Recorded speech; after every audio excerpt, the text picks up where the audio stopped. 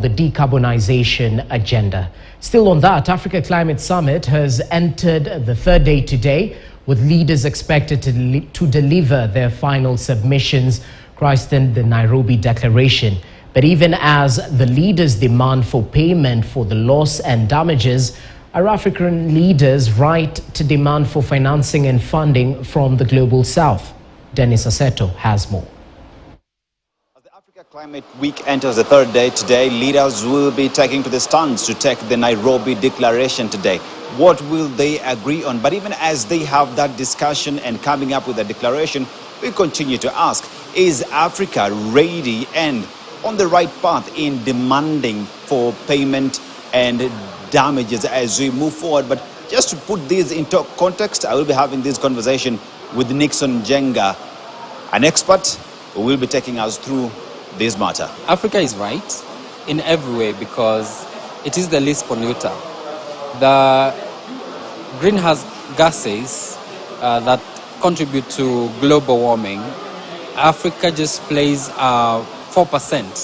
That is the number that Africa is attributed to Africa. So in every way, yes, Africa is right. And then these rich countries, if we may use that term, have promised to be giving, and not giving really, but to be delivering $100 billion every year to African countries. If you subdivide that among all the 54 countries, it's still petty cash.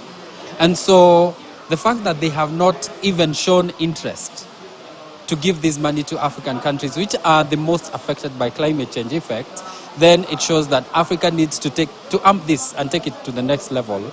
Otherwise, it becomes an issue of we are always talking, we are always asking, we are always begging, yet we are a resource-rich continent, but poverty is on another level. Africans have their voice, but it is suppressed for a long time. But there are conversations that are coming from such symposia whereby we are raising our voices. I am a part of that because what I do is I try to amplify African voices by working with journalists to focus more on African scientists and experts in climate change so that we can present our issues as they are. But what you find is that because of what we have learned over time, it's automatic that if I am looking for a scientist to speak on the effects of maybe like climate change, like drought, I will go to an organization and they will give me somebody from whichever capital city in the world apart from Africa.